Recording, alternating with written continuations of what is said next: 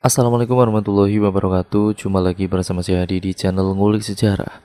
Dan pada video kali ini saya akan kembali lagi membacakan suatu kisah misteri. Kali ini part kedua dari Amarah Dendam dari Alam Kematian. Yuk, daripada kita lama-lama, daripada kita penasaran bagaimana kelanjutan ceritanya, mari kita langsung saja menuju ke kelanjutan ceritanya. Perhatikan baik-baik karena ceritanya akan segera saya mulai.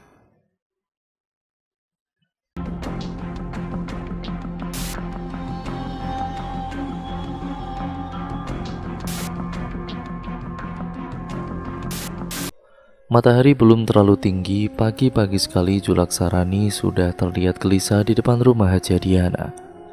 Sejurus kemudian, orang yang ditunggunya telah berdiri di depan pintu. Jaya terlihat kesal karena dibangunkan sepagi ini. Kejadian yang dialami si ibu dan juga istri kedua sungguh membuatnya pusing. Akan tetapi, rasa kesalnya pada Julaksarani langsung sirna detik itu juga. Mendengar penuturan Pak Tua itu, amarah Jaya seketika menggelegak. Jaya lantas memanggil Amang Husni. Bersama Julaksarani, mereka bergegas menuju salah satu lanting. Lanting yaitu rumah apung, rumah khas Kalimantan yang banyak terdapat di bantaran sungai. Di atas lanting, Jaya menyadari ada yang kurang dari penampilan Julaksarani pada pagi itu. Di mana aki kecubungmu, Julak? Biasanya tidak pernah lepas dari jarimu. Julaksarani menghela nafas. Sudah ku cari sejak selesai sholat subuh tadi, tapi tidak ketemu. Entah hilang di mana, aku tidak tahu. Sepertinya aku lupa menaruh di mana. 5 menit berselang, sebuah perahu motor yang disebut Kelotok mendekat. Kemana, Mang? Tanya Jurumudi. Ke hilir, balas Jaya. Kelotok bergerak ke arah hilir, melewati barisan lanting yang berjejer di tekamu Sungai Nagara. Tiba di lanting paling ujung, Kelotok segera merapat. Mendengar ada suara kelotok, seorang wanita berdaster lusuh keluar dari dalam rumah. Melihat Jaya, Julaksarani dan juga Amang Husni datang. Raut wajah wanita parubaya itu mendadak cemas. Assalamualaikum, Cil. Angga ada? Kata Jaya. Waalaikumsalam. Masuk dulu, bicaralah di dalam. Nyonya rumah bergegas membawa ketiga tamunya masuk ke dalam rumah, menuju kamar di mana sang suami terbaring tidak berdaya. Suami saya sakit sejak malam kemarin. Sekitar pukul 12 malam lewat sedikit, ia datang mengetuk pintu dalam keadaan panik.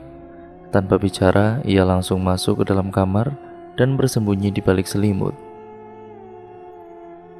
Seumur hidup, baru sekali ini ia ketakutan. Sampai sekarang, ia tidak bicara apapun yang dilihatnya di makam istrimu itu, ungkap nyonya rumah dengan suara serak. Melihat orang yang dicari terkulai lemah di pembaringan, Jaya yang tadinya penuh amarah berubah menjadi kasihan. Ditatapnya lekat-lekat lelaki parubaya itu, matanya melotot, mulutnya menganga, wajahnya pucat dan tubuhnya lebih kurus dari biasanya. Enggak, apa yang terjadi? Tanya Jaya prihatin. Lelaki di hadapannya berusaha menjawab, tetapi hanya gumaman tidak jelas yang keluar dari mulutnya. Lelaki parubaya itu Angah Irin namanya. Sepertinya hendak menyampaikan sesuatu. Akan tetapi, sesak nafas di dada membuat suaranya terdengar mirip seperti kambing yang sedang disembelih. Suara serak putus-putus, meracau tidak jelas. Mulutnya mulai mengeluarkan liur, membasahi bantal kapuknya yang lusuh. Kapidaraan, ucap Julaksarani. Ia ketempelan makhluk halus. Ambilkan air putih dan juga kunyit. Si nyonya rumah beranjak ke dapur lalu kembali membawa permintaan Julaksarani. Julaksarani langsung melumat kunyit seukuran jari itu menggunakan mulut sambil membaca doa. Setelah selesai lumatan kunyit tadi, lantas ia oleskan di dahi, kedua telapak tangan dan juga kaki Angah Irin. Ia mengoleskan cacak burung, dipercaya untuk menangkal gangguan makhluk halus. Jula kemudian meraih gelas air putih yang ditaruh di samping lalu kembali membacakan doa-doa. Dengan mengucap bismillah, Jula Laksarani memercikkan air doa tadi ke wajah Agah Irin sedikit demi sedikit. Pada percikan ketujuh, Agah Irin seketika megap-megap. Mata lelaki parubaya itu terbelalak seolah baru selamat dari tenggelam di sungai. Ia membuka mulut lebar-lebar menghirup udara sebanyak-banyaknya. "Istighfarin, istighfar," ungkap Jula Laksarani. Agah Irin perlahan tenang sambil menggenggam erat lengan Jula Laksarani. 30 menit berlalu. Agah Irin sudah benar-benar tenang di atas kasur lusuhnya. Meski wajahnya masih pucat, tapi nafasnya sudah benar-benar normal. Di dalam kamar sempit itu, 3 gelas kopi panas telah tersaji di dalam nampan. Menemani obrolan mereka pagi itu, istrinya Agah Irin berkali-kali mencium tangannya Jula Laksarani, berurai air mata mengucapkan terima kasih. Awalnya Julak menolak karena usia mereka hampir sama, tapi akhirnya menyerah juga. Dibiarkannya istri Amang Irin mencium tangannya berkali-kali, layaknya seorang anak pada bapak. "Kak Irin, apa yang terjadi di makam Misna malam itu?" tanya Jula Laksarani. Agah Irin menggeleng. Enggan buka suara dia. Bukannya tidak mau atau takut bercerita, tapi tidak enak pada si Jaya. Bagaimanapun juga, apapun yang terjadi di makam tempo hari adalah aib bagi keluarganya Jaya. Jaya memahami kesungkanan Agah Irin, tetapi ia terus mendesaknya. Dengan perasaan tidak enak, Agah Irin akhirnya bercerita panjang lebar perihal peristiwa di pemakaman malam itu. Kata Agah Irin, peristiwa mengerikan itu terjadi sekitar pukul 10 malam. Malam itu adalah malam kedua mereka berjaga di makam. Malam pertama, penjagaan berjalan lancar. Sudah lebih dari 10 tahun aku bekerja sebagai penjaga makam. Belum pernah aku bertemu hantu. Semua berjalan lancar. Namun malam itu tidak akan pernah kulupakan hingga ajal menjemputnya. Agah Irin terdiam sejenak, sedikit merasa ngeri teringat kejadian yang di luar akal sehat itu. Memang pria yang berusia 45 tahunan itu berprofesi sampingan sebagai penjaga makam, selain sehari-hari sebagai petani. Hasil dari menjaga makam jauh lebih besar, bisa mencapai 3 kali lipat daripada mengolah padi di ladang. Hanya saja pekerjaan untuk menjaga makam sangat jarang sekali. Paling banyak setahun hanya 3 kali dan tidak jarang kosong sama sekali. Kadang ia juga dapat panggilan untuk menjaga makam di kampung tetangga. Bahkan ia juga pernah menjaga makam atas permintaan orang yang beda kabupaten. Biasanya Agah Irin akan berjaga bersama 3 atau hingga 5 orang lainnya. Mereka umumnya berjaga hanya selama 3 malam.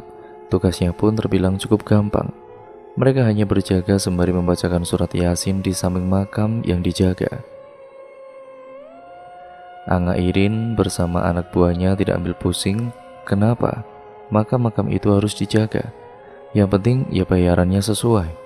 Agah Irin hanya menduga-duga tugas mereka hanya menjaga makam agar mayatnya tidak dicuri orang untuk tujuan ilmu hitam.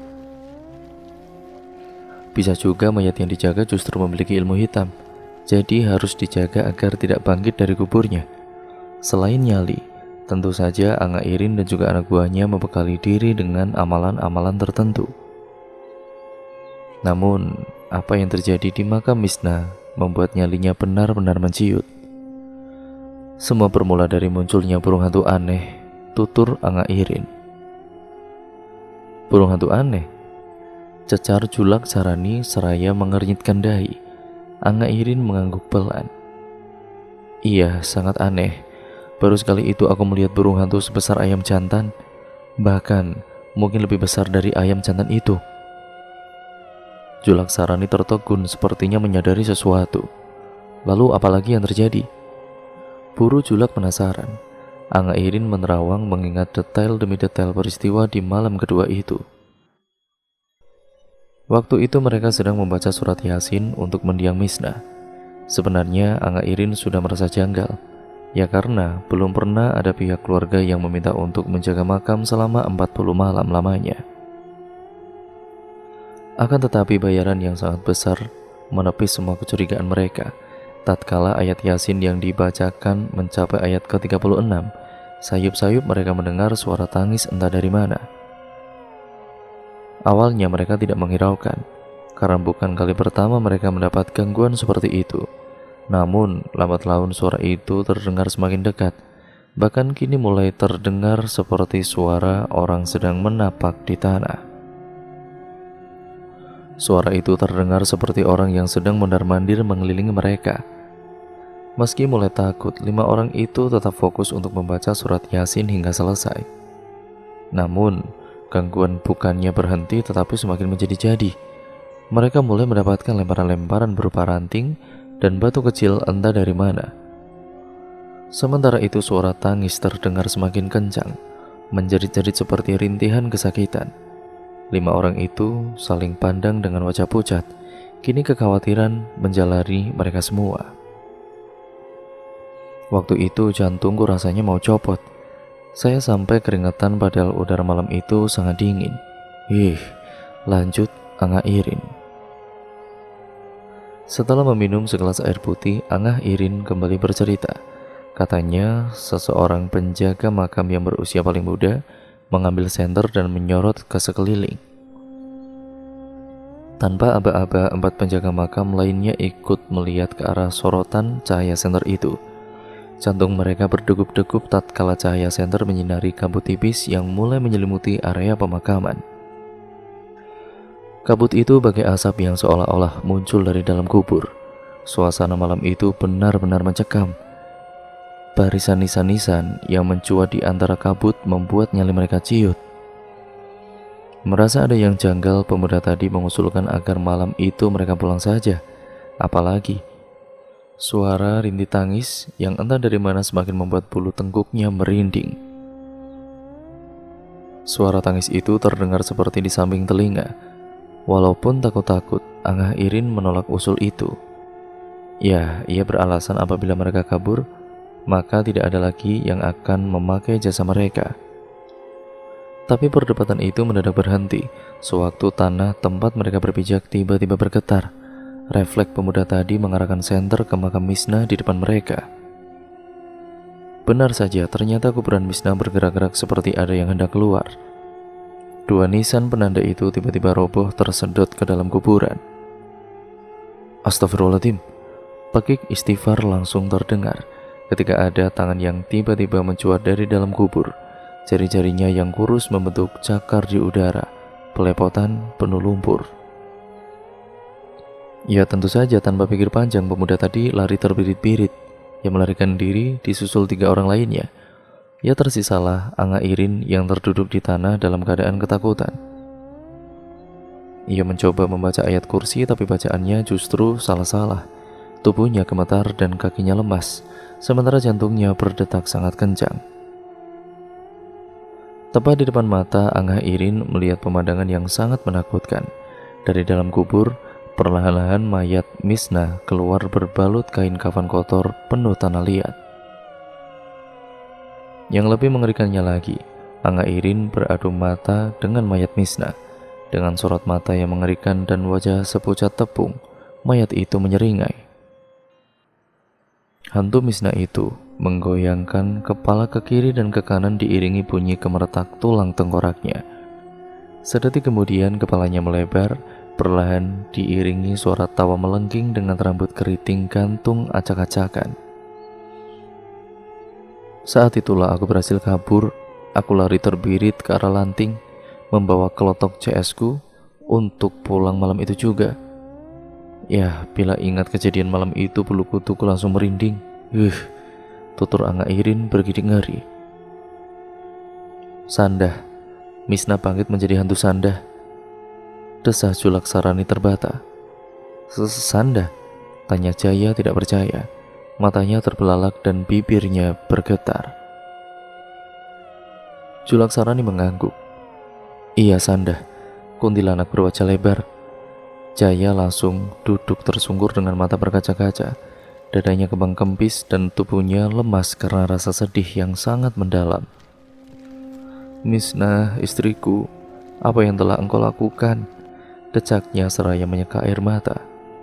Atul duduk termenung di dalam kamar, dibuainya si kecil dalam keranjang bayi. Ia berusaha tegar tetapi tetap saja tidak kuasa membendung air mata. Tersungkur di ranjang, ia menangis lirih, bahunya berguncang-guncang menahan isak. Ya, berita dari ayahnya beberapa saat lalu membuatnya terguncang. Atul bangkit lalu mencari-cari sesuatu di bawah ranjang. Ditariknya sebuah kaleng biskuit tua dan dibuka penutupnya. Ia raih satu persatu amplop berwarna putih lusuh dan membuka isinya. Atul tersenyum dalam tangis, membaca surat-surat cinta dari kekasih hatinya. Meski telah bertahun-tahun, kata-kata penuh rayuan manja yang tertulis di kertas berwarna merah jambu itu tetap tersusun rapi. Disimpan di dalam wadah yang takkan pernah diketahui oleh sang suami. Apri adalah cinta pertamanya. Kakak kelas semasa Alia dulu telah berhasil meluluhkan hatinya. Namun takdir berkata lain. Cinta saja tidak cukup untuk menyatukan dua hati yang terpanah asmara. Atul kembali sesenggukan mengenang setahun lalu sewaktu ia dengan terpaksa menerima pinangan Jaya. Atul mengutuki diri sendiri karena terlalu lemah sebagai wanita. Demi adat dan bakti pada orang tua, ia harus rela menikah dengan lelaki yang tidak ia cintai. Wanita malang itu tidak menyangka di zaman modern seperti ini ia menjadi Siti Nurbaya. Jauh di lubuk hati, Atul tidak percaya begitu saja dengan apa yang disampaikan ayahnya barusan. Baginya, tidak mungkin Apri meninggal tanpa alasan yang jelas. Penyebab kematian Apri yang diceritakan ayahnya terlalu mengada-ngada. Atul mengenal betul tabiat si ayah. Bila sudah punya keinginan, kepala desa itu punya 1000 akal untuk menghalalkan segala cara. Jika benar si Misna panggil dari kubur untuk menuntut balas, seharusnya yang jadi korban adalah si Atul. Ya, kemudian Kades Sari pun duduk termenung di halaman belakang rumahnya. Duduk di atas kursi rotan dan berteman dengan segelas kopi. Ia menatap sekumpulan ayam peliharaan yang tengah mematuk benih padi. Meski tubuhnya ada di situ, pikirannya berada di tempat lain. Jauh di lubuk hati, kepala desa itu merasa senang dengan kematian Apri. Setidaknya pemuda tidak jelas masa depannya itu tidak lagi mengganggu anaknya yang telah bersuami. Sebenarnya bukan kedudukan atau harta yang membuatnya tidak merestui hubungan Atul dan Apri, namun perilaku Apri lah yang membuatnya tidak senang sama sekali. Kades Sarip tahu betul perilaku pengangguran itu. Pemuda itu suka meminum arak ataupun meminum tuak, berkelahi dan juga mencuri. Sudah berkali-kali ia berbuat onar dan merepotkan penduduk desa. Sarip tidak habis pikir apa kelebihan pemuda itu hingga membuat putrinya tergila-gila. Sebagai seorang ayah, tentu ia ingin yang terbaik bagi anaknya, meski kadang si anak salah tanggap. Ya, karena itulah dia langsung mengiyakan sewaktu Jaya mengutarakan niat hendak mempersunting Robi Atul. Baginya tidak masalah putrinya menjadi istri kedua. Di kampung ini, itu adalah hal yang biasa bila seseorang punya istri lebih dari satu. Menjadi istri kedua itu jauh lebih baik daripada melihat putrinya hidup menderita. Apalagi setelah 12 tahun menikah, mendiang Misna tetap tidak bisa memberikan keturunan bagi Jaya. Namun tetap saja Kades Sarip merasa heran. Menurutnya, tidak mungkin Apri meninggal karena hantu Misna. Ada hubungan apa antara Misna dan Apri hingga mayatnya bangkit dari kubur dan menuntut balas? Ia kemudian teringat perkataan Julaksarani tadi malam, bahwa ada beberapa nyawa lagi yang akan mengiringi kematian Misna ke alam kubur. Seketika itu Kades Sarip memegang tengkuknya yang tiba-tiba merinding tanpa sebab. Wajahnya cemas dan tubuhnya mulai gemetar. "Aku harus bertemu Nini Tuha," bisiknya pada diri sendiri. "Kak, ada polisi di depan, Kak." Istrinya yang tiba-tiba berada di samping membuat Kades Sarip terlonjak dari kursi. Ia mengatur nafas dan mengelus dada karena jantungnya berdetak begitu kencang. Setelah cukup tenang, Kades Sarip melangkah untuk menemui sejumlah polisi yang menunggu di depan rumah. Atul yang masih merasa sedih di kamar mendengar suara berisik di lantai atas, tepatnya di kamar Misna. Ia kemudian beranjak dari ranjang, lantas merapikan rambut yang berantakan, menyeka air mata lalu melangkah ke lantai 2. Rasa penasaran membuatnya ingin tahu ada apa di kamar madunya itu. Setibanya di kamar Misna, Atul terheran-heran melihat Jaya, Julaksarani dan Amang Husni mengacak-acak kamar istri pertama suaminya itu. Melihat Atul di depan pintu, Jaya bergegas menghampiri dan juga mengelus-ngelus mesra rambut istri mudanya. "Tidak apa-apa, ada yang kami cari di sini," kata Jaya lembut. Atul hanya mengangguk-ngangguk dalam pelukan suami. Dilihatnya kamar Misna berantakan, lemari dan ranjang sudah tidak karuan susunannya. "Jaya, apa yang kalian lakukan?" Suara Haja Diana yang baru datang menggelegar, membuat semua orang menjadi kikuk. Julaksarani tertunduk lesu, merasa bersalah karena telah mengacak kamar mendiang Misna tanpa izin mertuanya terlebih dahulu. "Jaya, tak cukupkah kau buat sakit hati si Misna? Kamarnya pun kau acak-acak, apa maumu?" Walaupun wajahnya masih pucat, tapi galaknya Haja Diana cukup membuat yang lain ketakutan. Bolangnya yang berwarna merah menyala ikut bergoyang-goyang mengikuti gerakan kepalanya.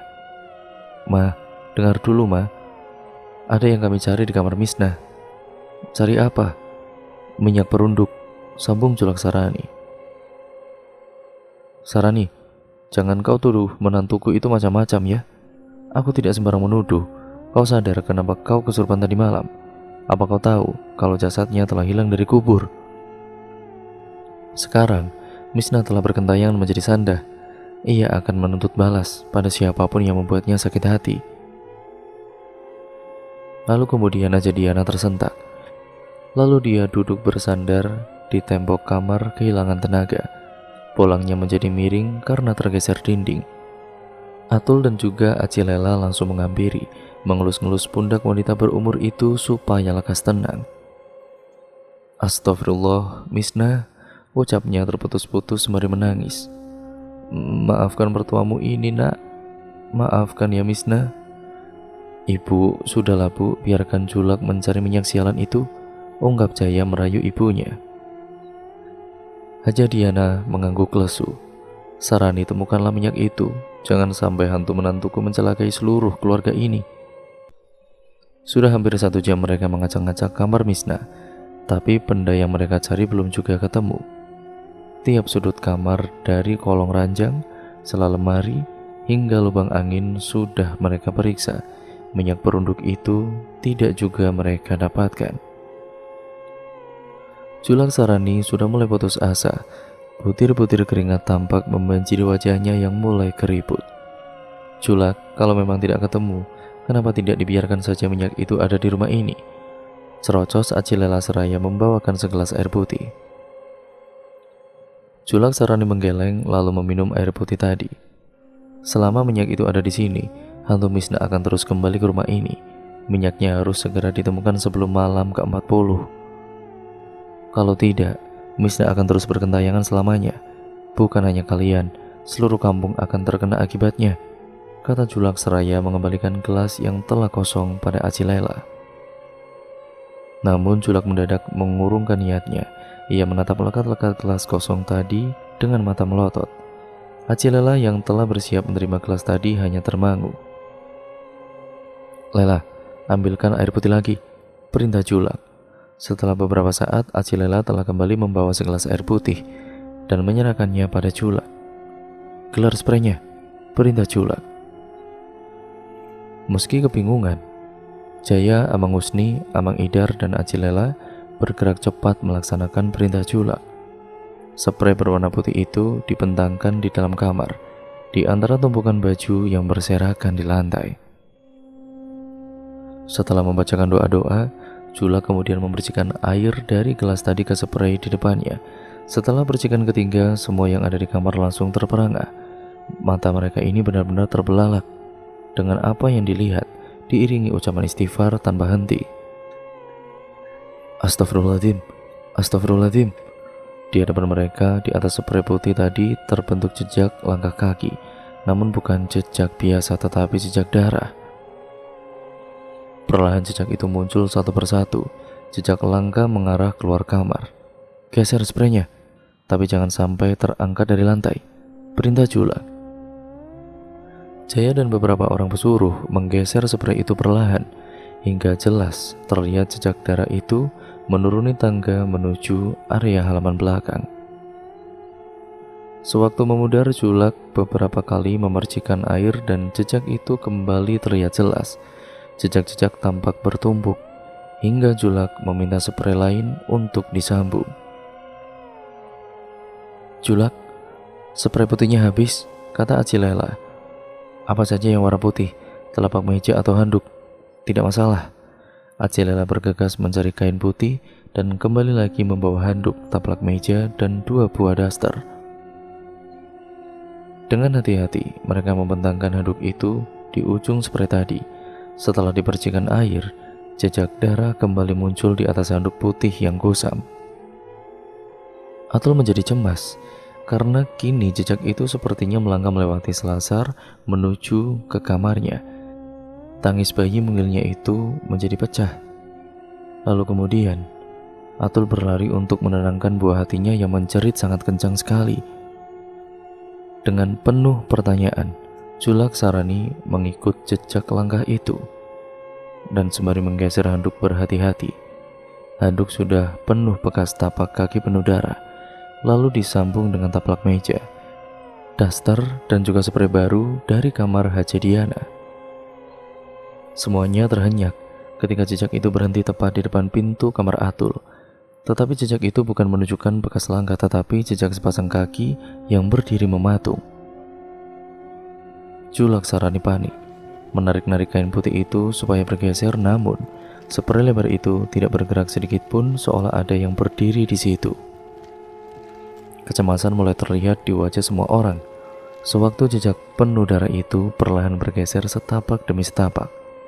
Semua menahan napas penasaran kemana arah jejak kaki penuh darah itu akan melangkah. Haja Diana yang sedari tadi mengikuti tidak berhenti mengucapkan istighfar. Tubuh lemahnya tertatih, dipapa oleh Acilela dan juga Acil Ijum. Jejak darah itu kemudian mendadak berhenti, tepat menghadap ke arah Atul yang ada di dalam kamar. Atul yang sedang menggendong bayi seketika panik. Raut ketegangan jelas terpancar di wajahnya yang putih susu.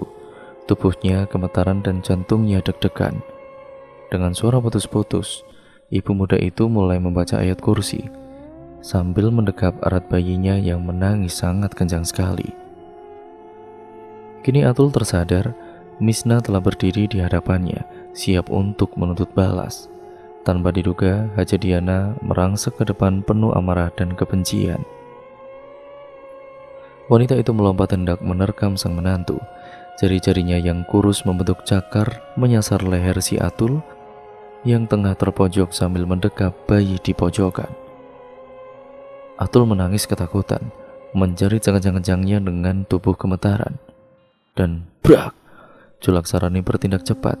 Ia berhasil menerjang Haja Diana tepat beberapa senti sebelum wanita itu bisa mencelakai si ibu dan bayinya. Julak Sarani dan juga Haja Diana berguling di lantai, menimbulkan suara berisik bak kucing berkelahi. Jaya dan juga Acilela bergegas menyelamatkan Atul dan juga si bayi, membawa mereka ke tempat aman yang lainnya. Amang Husni dan juga Amang Idar sekuat tenaga berusaha melepaskan cengkeraman Haja Diana di leher Julak Sarani. Namun, upaya mereka sungguh sia-sia. Sangat di luar logika, tenaga kedua orang lelaki dewasa itu tidak ada apa-apanya dibandingkan tenaga Haja Diana, seorang nenek-nenek yang bertubuh lemah. Haja Diana menggeram bagai anjing, matanya melotot penuh amarah dan giginya bergemelutuk. Jari-jarinya yang kurus begitu kokoh mencengkeram batang leher Julak Sarani yang mulai lemas karena susah bernafas. Wajah Julak memerah, nafasnya tersengal-sengal, tapi mulutnya terus berusaha membacakan doa. Kemudian terdengar suara teriakan lantang yang menggelegar. Ternyata Jaya telah kembali, berlari sembari mengangkat pot bunga di atas kepalanya. Dan brak! Sekali hempas pot bunga itu hancur berkeping di kepala Haja Diana. Wanita tua itu terkapar bersimbah darah. Wajahnya kotor penuh tanah dan bolang haji kesayangannya terlepas. Jaya terengah-engah tampak menyesal karena telah menyakiti ibu kandungnya sendiri. Mendapat kesempatan Julaksarani merangkak menyelamatkan diri. Dalam keadaan panik, ia menjauh dari Haja Diana yang merintih penuh amarah. Haja Diana kembali bangkit dengan wajah bermanikan darah. Amang Husni dan juga Amang Idar bergegas menahan Haja Diana, memegang lengannya sekuat tenaga dan buak, buak. Nahas kedua pria itu dengan mudahnya dilempar oleh Haja Diana hingga membentur ke dinding lalu hempas ke lantai. Keduanya meringis, merasakan sakit di bagian pinggang dan kepala, sedangkan jerit histeris Acil, yaitu Acil Lela, dan juga Acil Ijum semakin menjadi-jadi. Keadaan di bagian belakang rumah mewah itu kacau balau, riuh dengan suara jerit ketakutan. Dengan beringas, Haja Diana melompat ke depan, menerkam Jaya yang sedari tadi hanya mematung. Tanpa sempat mengelak, Jaya hempas ke lantai. Haja Diana yang sedang kerasukan mencekik leher anaknya sekuat tenaga. Dari arah belakang, Julaksarani tiba-tiba datang dan langsung menekan pelipis kiri dan kanan Haja Diana yang menggunakan kedua tangan. Sembari membaca doa, jari jemari Julak terus menekan sangat kuat hingga Haja Diana menjerit sangat kencang. Wanita itu berteriak-teriak kesakitan dengan mata melotot dan mulut mengeluarkan liur. Sungguh mengerikan, keadaan wanita terhormat itu tidak ubahnya menjadi orang gila. Ia mulai kejang-kejang hingga akhirnya perlahan-lahan terkulai lemas kehabisan tenaga. Jaya dibantu Acil Lela dan Ijum memapa Haja Diana ke dalam kamar. Setelah beberapa saat, Julaksarani bersama Amang Idar dan Amang Husni segera menyusul. Ketiga orang itu nampak kelelahan dengan wajah yang memar. Di ranjang, Haja Diana tergeletak tidak berdaya. Acil Lela dengan telaten membersihkan lukanya, sedangkan Acil Ijum telah pergi memanggil mantri. "Jaya, sejak kapan ibumu lamah puluhan?" tanya Julak. Jaya yang duduk di samping ibunya hanya menggelek. "Entahlah," jawabnya lemah. "Baru setelah kematian Misna, ia jadi gampang kesurupan seperti ini," lanjutnya. "Minyak perunduk itu harus segera ditemukan sebelum keadaan bertambah gawat," terang Julak. Jaya mendongak menatap Julaksarani yang tengah merokok di depan jendela kamar. "Julak, kamu yakin kalau mendiang istriku menggunakan minyak perunduk?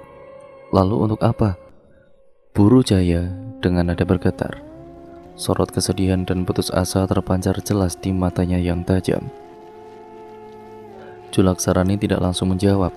Ia melemparkan pandang dari jendela, menatap ke bagian belakang rumah itu. Bagaimanapun juga, ia masih menduga-duga. Ia ragu bila tebakannya salah, malah menimbulkan fitnah pada mendiang Misnah. "Dahulu, sewaktu aku kecil, ya juga ada kejadian serupa. Seorang wanita dari kampung seberang bangkit dari kubur dan menjelma menjadi sandah. Selama beberapa malam ia meneror penduduk kampung. Setelah minyak perunduknya disatukan dengan jasadnya di dalam kubur, barulah arwahnya tenang," jelas Julak. Jaya tertunduk lesu mendengar penuturan Julaksarani. Ada rasa sesal dan bersalah berkecamuk di dada. Bisa jadi istri pertamanya itu nekat menggunakan minyak perunduk karena ulahnya yang kawin lagi dengan perempuan yang lebih muda. "Baiklah Julak, sebaiknya kita cari minyak perunduk itu. Setelah itu kita temukan jasad istriku." Jaya segera bangkit menuju rumah bagian belakang, disusul Julaksarani, Amang Husni dan juga Amang Idar. Sasaran mereka adalah kamar Atul, karena di situ jejak langkah dari darah itu terakhir berhenti. Belum juga kaki mereka melangkah ke bagian belakang rumah, terdengar ketukan pintu depan diiringi dengan salam. Mereka terus melangkah sedangkan Aci Lela bergegas membuka pintu depan. Begitu pintu terbuka, ternyata rombongan Kades Sarip bersama beberapa orang polisi. "Jaya ada?" tanya Kades cemas. Menjelang sore, makam Misna telah ramai warga yang berbondong-bondong ingin tahu apa yang sebenarnya terjadi. 7 orang polisi telah datang dari kecamatan setelah menempuh perjalanan selama 2 jam menggunakan speedboat. Tadi pagi, Sekdes langsung melaporkan perihal terbongkarnya makam Misna setelah mendapat perintah dari Kades. Beberapa orang petugas tampak memasang garis polisi mengelilingi makam Misna, sedangkan beberapa orang lainnya mengambil foto. 2 orang petugas sibuk mencatat keterangan dari Ustadz Gani, Kades, Julak Sarani, dan Jaya bergantian. Hati Jaya remuk redam untuk kedua kalinya, maka mendiang istri pertamanya membuat gempar seluruh desa. Kerumunan warga yang datang juga terus bertambah, bagai ikan saluang berebut ludah. Gosip-gosip receh kembali beredar menyebar dari mulut ke mulut. Seorang petugas polisi yang paling tua berjongkok di salah satu sudut kuburan. Topi lancip mirip dengan paruh bebek itu membuatnya tampak menonjol. Matanya yang tidak lagi awas menatap lekat-lekat jejak kaki yang samar-samar di hadapannya. Namanya Johar, seorang polisi berpangkat Letnan II. Seharusnya Letnan Johar hanya mengurus tetek bengek administrasi di Polsek karena 8 bulan lagi ia akan pensiun.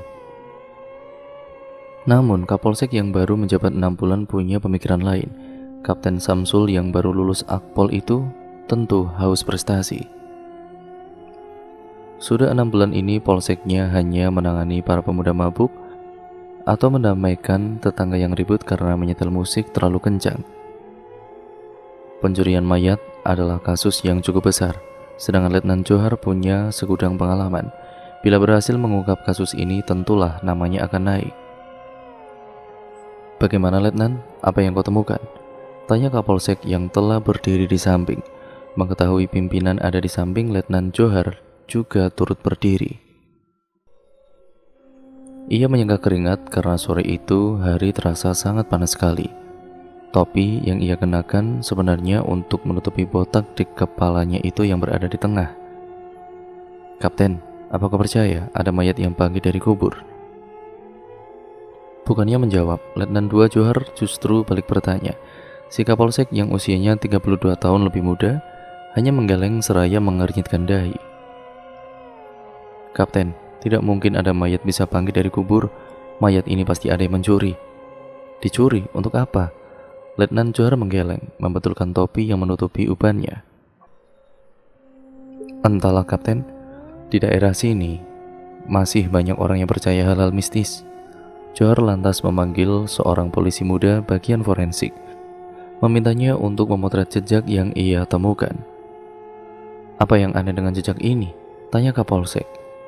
Si tua Johar menarik nafas dalam-dalam, lalu menunjuk ke arah jejak kaki yang samar di depannya. "Kapten, suaminya mendiang bilang ia telah mengupah 5 orang untuk menjaga makam istrinya. Tapi apa?" Buru Kapolsek tidak sabar. Si Letnan menghela nafas, seolah bimbang setelah menimbang-nimbang. Polisi senior itu kembali berucap, "Di sini ada 7 pasang jejak kaki. Artinya ada tambahan 2 orang lagi pada malam itu." Kapten Samsul Bahri terhenyak antara kagum sekaligus ragu dengan yang disampaikan oleh Johar. "Kamu yakin?" Buru Kapolsek penasaran. Letnan Johar lagi-lagi menghela nafas. "Belum 100%, namun 5 pasang jejak kaki jelas sekali lari terburu-buru dari tenda menuju hilir. Sepertinya mereka kabur dari sesuatu yang mengerikan. Lalu ada 2 pasang jejak kaki berikutnya melangkah ke arah yang berbeda." Polisi Johar kembali berjongkok memandang jejak-jejak misterius di tanah liat yang berwarna kuning pucat. "Mungkin saja ini jejak pencurinya. Lihat, jejak langkah yang ini lebih dalam. Sepertinya ia menggotong sesuatu. Bisa jadi mayat si Misna. Sayang sekali, jejaknya hilang sampai di sini. Tanah di depan lebih keras, jadi jejaknya menghilang." Karena itu tertutup debu dan daun-daun kering. Sepertinya ia melangkah ke arah hutan. Kapten Samsul Bahri tercekat lantas menyinggungkan senyuman kepuasan. Batinnya tidak salah ia memerintahkan Pak Tua ini turun tangan. Meski secara pangkat dan jabatan Kapten Samsul Bahri jauh lebih tinggi, tapi secara pengalaman Kapolsek muda itu mengakui kehebatan Letnan Johar. Meski begitu, tetap saja ia belum sepenuhnya mengerti arah jejak lainnya yang tampak berbeda. Jejak itu tampaknya tidak mengenakan alas kaki dan berbelok ke arah lain. Kapten Samsul Bahri pun turut berjongkok di samping Letnan, lalu kemudian menunjuk ke arah pagar pemakaman. Kalau yang ini, kenapa arahnya berbelok ke sana? Sepasang mata Letnan Johar mengikuti arah telunjuk Kapolsek, menatap lurus ke arah pagar kuburan yang terbuat dari kayu dan telah lapuk. Dugaanku jejak yang ini mengikuti orang di depannya yang menggotong mayat. Entah kenapa, mereka sepertinya berpisah. Yang menggotong mayat terus melangkah ke arah hutan, satunya lagi berbelok ke arah pagar menuju jalan desa. Jelas Letnan Johar. Kapolsek Samsul Bahri sumringah, lalu berdiri penuh kepuasan dan diikuti si tua Johar. Kapolsek muda itu kemudian menjabat erat bawahannya. Pancar kekaguman jelas tersorot di matanya yang minim pengalaman. Pak Johar, kuserahkan kasus ini padamu. Anggap saja kado sebelum pensiun. Akan kusuruh Budi dan juga Berto mendampingimu. Aku yakin kurang dari seminggu pencurinya akan tertangkap. Letnan II Johar tidak bisa mengelak. Bagaimanapun juga, Kapolsek muda ini adalah pimpinannya. Ia terpaksa mengangguk walau hatinya sebenarnya enggan. Baiklah Kep, tapi aku minta carikan data orang-orang itu. Johar mendelik memberi kode dengan tatapan matanya. Samsul Bahri menoleh mengikuti arah pandangan Letnan Johar. Si Kapolsek cepat mengerti. Yang dimaksud Johar adalah Jaya, Kades Sarip, Julak Sarani, serta beberapa orang dekat Misnah yang lainnya yang sedang dimintai keterangan. Iya beres, sahut Kapten Samsul Bahri lirih. Selesaikan tugasmu dengan cara apapun. Akan kucarikan data yang kau perlukan. Kapolsek yang baru menjabat itu lantas berlalu, memanggil 2 orang polisi muda lainnya untuk mendampingi penyelidikan si tua Johar. Letnan Johar kemudian membuang rokoknya yang telah habis ke tanah, lalu menginjakkannya berkali-kali hingga hancur. Ia lantas mengedarkan pandang, mengawasi gerak-gerik kerumunan warga dan rombongan Kades Sarip bergantian.